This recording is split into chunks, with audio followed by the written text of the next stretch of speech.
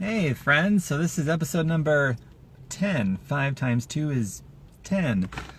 Number 10, Crazy Confessions of an Uber Lyft Driver. And this one isn't some crazy ride that took place. I got plenty of those that's happened so far. This is more of a really cool positive story and observation for curious people. And I love being around curious people because curious people typically love learning and have more interesting things to say. So, hi Donna, hi Amethyst. So right off the bat, my Uber and Lyft driving, every dollar I've made, I have not saved for myself. I've never spent it on myself. Every dollar goes towards something else. I'll get into that at the end of the video because that's a pretty big deal. Hi Madison.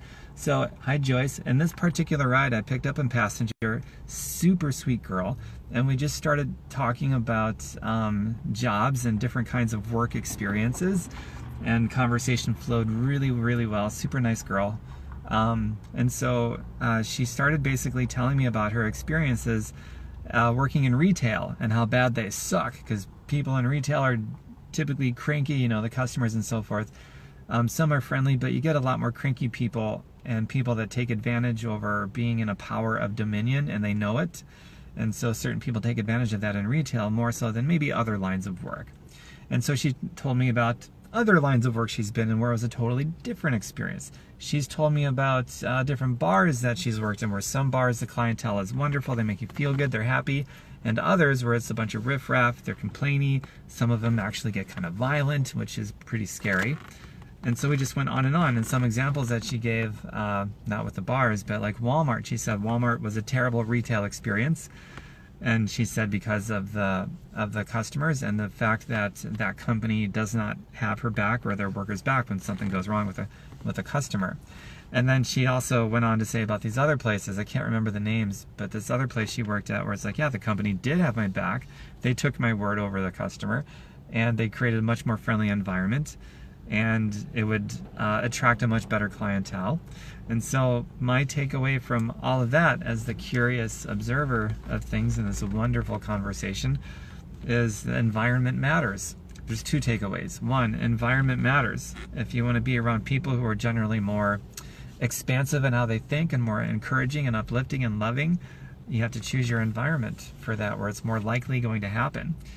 And then there's the other side of that fence too. If you're in an environment that typically has you feeling pretty lousy, examine that. And that's something I think all of us know about. The other big takeaway, hi Shannon, hi Sarah, hi Audrey, Alicia. I think some of you were on my other live feed today. Very cool. So the other takeaway from that, other than the environmental variable, is if you're in an environment that is extremely toxic, all kinds of horrible people that are just trying to trigger you or troll you or whatever, that's a chance to exercise a certain muscle in your brain that levels out your blood pressure. If you can see an opportunity in work or being in an environment that is just full of shitty people, shitty comments and this and that, and you see an opportunity there to try to find the calmness in the storm, once you get to that point, when you go through that mental process and you do find the calmness in the storm and you can be in a place where you can find the calmness in any storm, that's going to go towards a much longer, happier, healthier life where you feel good day in and day out. And this affects you physically as well, not just in your brain. It's not just mental, because when you stress out about stuff and your blood pressure is all over the place and you allow other people to manipulate your feelings and your blood pressure, that releases hormones from called cortisol and others that actually have an atrophying effect over joints, connective tissue, muscle tissue. And that kind of stress goes towards sore joints as you get older. And a lot of people have sore joints as they get older. It's not just the food that causes that, even more so than the food, it's the stress. There are people who get cancer, who eat squeaky clean all the time they work out, but they're stressed out. And when they cut the stress out, the cancer goes away. There's well-documented stories of that, of all kinds of different things. So to be in an environment that is toxic, if you have to be, then look at it as an opportunity in the forefront of your brain. Be like, okay, let's find the calmness in the storm here. And then that translates to every other area of your life where there might be a storm. And that goes towards, well, look at it this way. Actually every expert, including the medical personnel, believes that stress is about 90% or more responsible for all diseases. 90% stress. So that's a big clue. Anyway, that's what those kinds of conversations, I guess, lead me to think about. I hope you got something valuable from that. And And what I alluded to at the beginning of the video about how all my rides, hi Emily, Leslie, Hannah, all my rides, I've never taken $1 for myself or spent any of it on myself or saved any of it. Here's where it all goes toward. I promised I'd tell you. Here it is. It goes towards my affordable housing project. I have a real estate company I started years ago that focuses on more the lower middle income families. So it all goes towards that. And then even that rolls back into itself 100% so that I can buy more properties and help more people have a really awesome, clean place to live that they can afford without threatening their ability to eat. And then I also donate a little bit to the Gerson Foundation because they heal people of cancers of all stages and many other diseases using nature, not medicine.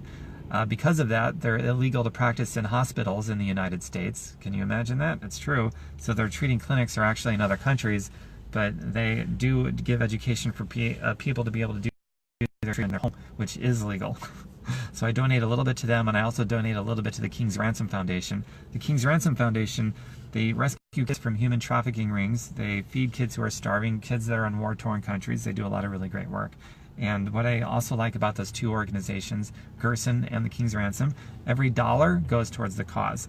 It's not going towards bonuses or overhead or other things that a lot of other charities do that basically rip off their donors. So that's a big deal. But the bulk majority of it all goes towards the affordable housing project. So that begs the question, Tom, how can you afford to do that if you're not taking any of the money for yourself to pay bills, or how do you pay your bills? Well, over 10 years ago, I got into a home business. I learned how to add health and wellness and fitness to people's lives, including my own, and I learned how to make a residual income based on that. And it was a learning curve. I had no idea what I was doing, so I always like to make sure I include that when I make an offer to you in these videos. If you love learning and you like to figure stuff out and you're curious and you want to have an expansive brain and it turns you on, not just interested, but you're sincerely turned on in adding health and wellness to our lives, including your own, and learning how to make a residual income doing it, private message me. I'll show you what I've been doing for over a decade. And if it turns you on, lights you up, you see it, then we'll do it. We'll go from there and we'll do it. So that concludes the video, friends. Hi, Christy. Hi, Julie. Hi, Heidi. I believe stress causes disease. Right on, Shannon.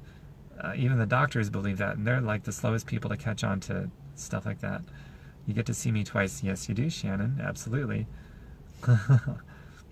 And we're all caught up on the comments. Okay, so that concludes that. Hi, Tanya. Hello, Tom. Hi, Christy. So my website is tomberkenmeyer.com, just like it's spelled here on social media, tomberkenmeyer.com. I'll continue to journal these as they happen. And I've got a lot more things there than just this stuff too, but mostly health and wellness and money and financial freedom stuff. And so I'll hear from some of you via private message very soon. Happy to hear from you. And for now, make out kisses and more make out kisses and more make out kisses. I think you're amazing. I think you're amazing. Thanks, Christy. Hi, Tanya. Bye for now, everybody. Feel free to share this video if you wish, and add your comments too. I always love engaging conversation. That's the coolest part about ride sharing, by the way, are the ones that engage in conversation. Bye for now.